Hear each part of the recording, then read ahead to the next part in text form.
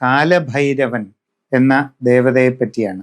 കാലഭൈരവൻ എന്ന് പറയുന്നത് വർണ്ണിക്കാൻ ബുദ്ധിമുട്ടുള്ള അവർണ്ണനീയമായ ചൈതന്യം ഉൾക്കൊള്ളുന്ന ഒരു ദേവതാഭാവമാണ്. കാശി നഗരത്തിൻ്റെ കൊത്തുവാൾ അഥവാ കാവൽക്കാരനാണ് കാലഭൈരവൻ. കാശി നഗരത്തിൻ്റെ കൊത്തുവാൾ ആയി വിളങ്ങുന്നതിലൂടെ ഒരർത്ഥത്തിൽ പറഞ്ഞാൽ ഭാരതത്തിൻ്റെ കൊത്തുവാൾ, ഭാരത രാജ്യത്തിൻ്റെ കാവൽ ദൈവവും കാലഭൈരവനാകുന്നു. കാശിനാഥനായ വിശ്വനാഥനോടൊപ്പം ഈ കാശി ഭൂമിയിൽ വാരാണസിയിൽ കുടികൊള്ളുന്ന അതിപ്രധാനമായ ദേവതാഭാവമാണ് കാലഭൈരവൻ.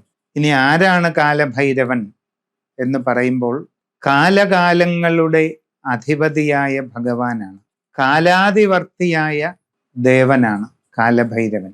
കാലം എന്നാൽ എന്താണെന്ന് നിങ്ങളോട് ചോദിച്ചാൽ പെട്ടെന്ന് നിങ്ങൾക്ക് പറയാൻ പറ്റുമോ? എന്താണ് കാലം?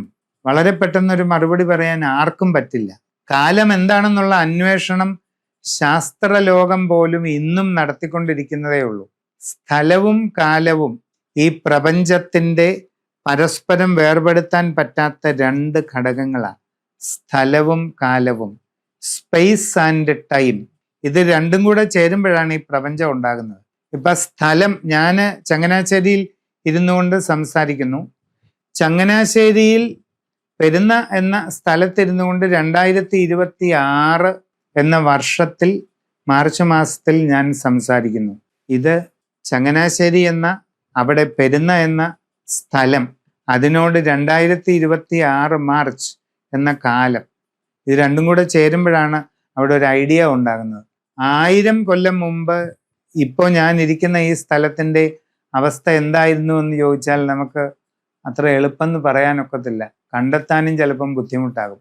എന്തായാലും ഇതുപോലെയൊന്നും അല്ല എന്ന് 100% ഉറപ്പിച്ച് പറയാം. അല്ലെ, 2000 കൊല്ലം മുമ്പ് നിങ്ങൾ ഓരോരുത്തരും ഇപ്പോൾ ഇരിക്കുന്ന സ്ഥലം എങ്ങനെയായിരുന്നു എന്ന് ചോദിച്ചാൽ ഇപ്പോഴുള്ളതുപോലെ അല്ല എന്ന് തീർത്ത് പറയാം. അപ്പം സ്ഥലം എന്ന് പറയുന്നതിന് ഒരു പ്രസക്തി ഉണ്ടാകണമെങ്കിൽ കാലം കൂടെ യോജിച്ചു വരണം. അപ്പം ആദിമധ്യാന്തരഹിതമായ, തുടക്കവും മധ്യവും അവസാനവുമില്ലാത്ത അനന്തമായ ഒരു പ്രവാഹമാണ് കാലം. നിമിഷങ്ങളുടെ അനന്തമായ പ്രവാഹമാണ് കാലം. ആ കാലം ആണ് ഈ പ്രപഞ്ചത്തിൽ എല്ലാത്തിൻ്റെയും തുടക്കവും ഒടുക്കവും നിശ്ചയിക്കുന്നത്. എന്താണെന്ന് ചോദിച്ചാൽ കാലമാണ്. പ്രപഞ്ചത്തിൻ്റെ ഉൾപ്പെടെ തുടക്കവും ഒടുക്കവും നിശ്ചയിക്കുന്നത് കാലമാകുന്ന തത്വമാണ്.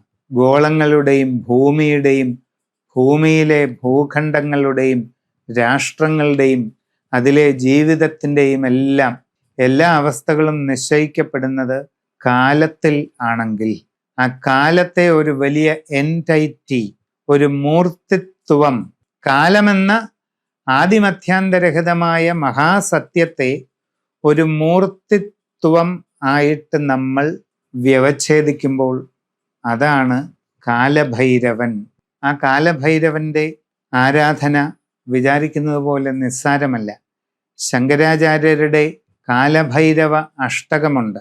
ദേവരാജ സേവ്യമാന പാവനാഘ്രി പങ്കജം എന്ന് തുടങ്ങുന്ന കാലഭൈരവ അഷ്ടകമുണ്ട്. അതിമഹത്തായ സ്തോത്രമാണ്. ഈ കാലത്തെ മുഴുവൻ ദൈവത്തിൻ്റെ മൂർത്തിഭാവമായി കണ്ട് ആരാധിക്കുന്ന ഒരു പ്രത്യേക സമ്പ്രദായമാണ് കാലഭൈരവന്റെ ആരാധന. കാശിയിലെ കാലഭൈരവ പ്രതിഷ്ഠ ഈ പ്രപഞ്ചത്തിൻ്റെ തന്നെ ഒരു ദൃഷ്ടാന്തമായിട്ട് നമുക്ക് കരുതാവുന്നതാണ്. കേരളത്തിലെ ഒട്ടേറെ ക്ഷേത്രങ്ങളിൽ ഭൈരവ പ്രതിഷ്ഠയുണ്ട്. അതെല്ലാം തന്നെ അടിസ്ഥാന തത്വത്തിൽ കാലഭൈരവൻ തന്നെയാണ്. ഭൈരവഭാവം അനേകമുണ്ട്, അതിൽ കാലഭൈരവ ഭാവമാണ് ഏറ്റവും മുഖ്യം. വ്യത്യസ്തങ്ങളായ അനേകം ആരാധനാ സമ്പ്രദായങ്ങൾ കാലഭൈരവന് ഉണ്ട്. തമിഴ്നാട്ടിൽ തികച്ചും വ്യത്യസ്തമായ മറ്റൊരു രീതിയിലുള്ള ആരാധനയും ഭൈരവൻ കോവിലുകളിൽ കാണാവുന്നതാണ്. എന്തായാലും കാലത്തിൻ്റെ അധിപനായ കാലഭൈരവനെ ശരിയായ മനസ്സോടെ അത്യന്ത വിനയഭാവത്തിൽ ഭക്തിപൂർവം ആരാധിച്ചാൽ എന്നും ഏത് കാലത്തും നിങ്ങൾക്ക് എല്ലാ പ്രയാസങ്ങളും സങ്കടങ്ങളും ദുഃഖങ്ങളും അകന്ന് എല്ലാ കാലവും നിങ്ങൾക്ക് അനുകൂലമായിരിക്കും. നവഗ്രഹങ്ങൾ പോലും നിങ്ങളെ സ്പർശിക്കുകയില്ല. കാലഭൈരവനെ വിധിയാമണ്ണം ആരാധിക്കുന്ന ഭക്തരെ നവഗ്രഹങ്ങളുടെ സ്വാധീനം പോലും ഏശുകയില്ല എന്നുള്ളതാണ് സത്യം. നമസ്കാരം.